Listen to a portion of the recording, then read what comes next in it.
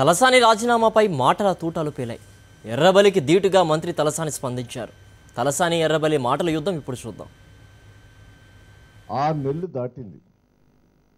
శ్రీనివాస్ యాదవ్ గారు ఏం చెప్పారు?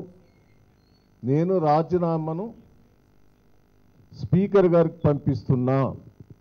16వ తారీఖు 12వ నెల 2014 ఇదే స్పీకర్ గారికి ఇచ్చిన, మీకు కూడా ఇచ్చిన. అదే రోజు ఆడ ప్రొసీజర్ ఉంటుంది కదా. ఒక పార్టీ నుంచి గెలిచిన వ్యక్తి మంత్రిగా కొనసాగింది భారతదేశంలో ఎక్కడ లేదు, ఎక్కడ ఏ పార్టీలో లేదు. ఫస్ట్ రాజశేఖర రెడ్డి గారు అపోజిషన్ లీడర్గా ఉన్నప్పుడు, చంద్రబాబు నాయుడు గారు ముఖ్యమంత్రిగా ఉన్నప్పుడు కాంగ్రెస్ పార్టీ నుంచి గెలిచినటువంటి నరసింహుల్ని ఎవరు జాయిన్ చేసుకుంటారు? దానికి ఏం యాక్షన్ జరిగింది? మరి గవర్నర్ గారికి మేము తెలుగుదేశం పార్టీ బృందం ఎమ్మెల్యేలను ఇప్పటికి 10 సార్లు కలిశాం. మరి గవర్నర్ గారు తెలిసి నాటకం ఆడుతాడా? భారత పార్లమెంటరీ వ్యవస్థ ఆ చట్టాల ప్రకారం నేను నడుచుకుంటా అని చెప్పిన మొదటి నుంచి. టీడీపీలకు దిక్కు దివానం లేదు. వాళ్ళు పొద్దున్న లేస్తే ఇప్పుడు పోయి గవర్నర్ని కలిస్తే, లేకపోతే అక్కడ రాష్ట్రపతి వస్తే మొన్న రాష్ట్రపతి, గవర్నర్ గారు అయితే 2 రాష్ట్రాలకు ఒక్క గవర్నర్ ఉన్నాడు కదా, ఆయన కూడా చెప్పండి. నలుగురు బాధ్యత వహించాలి. ఇప్పటికైనా గవర్నర్ గారిని మేము కోరుతున్నాం, గవర్నర్ స్థానానికి గౌరవ విలువలు కాపాడాలంటే ఇమ్మీడియట్లీ బర్తరఫ్ చెయ్యి.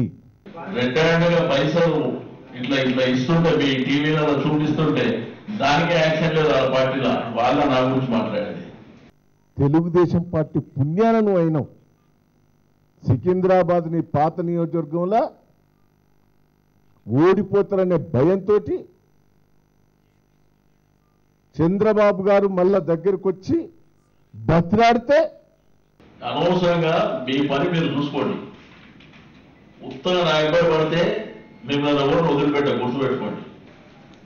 మీ చరిత్ర అంతా ఉంది, ఒక్కొక్కరి చరిత్ర డీటెయిల్ గా ఉంది నా దగ్గర. శ్రీనివాస్ యాదవ్ అంటే ఇప్పుడు శ్రీనివాస్ యాదవ్ది అది అయిపోయింది, 420 చీటింగ్ కేసు అయిపోయింది. ఆ మోసాలు చేసి మీ చెత్తగాళ్ళకు చెందుతుంది, అది మాకు కాదు. దేశంలో మీకంటే దొంగలు ఎవరైనా ఉంటాడా నా గురించి మాట్లాడితే? ఒకవైపు వెనుక కూడా చూడాలి కదా మాట్లాడేటప్పుడు. దమ్ముంటే వాళ్ళతోటి రాజీనామా చేసి ఎన్నికలకు రా, గెలిచి చూపెట్టు, నీ గులాంగిరి చేస్తాం. నేను ఎన్నికలకు రెడీగా ఉన్నా, ఎవరు వస్తారో రండి, రాజీనామా చేసేయమని చెప్పి ఇద్దరం కలిసి పోటీ చేసేసి ఓడిపోయినాడు. అతను రాజకీయాల జోలికి రావచ్చు, నేను రెడీ.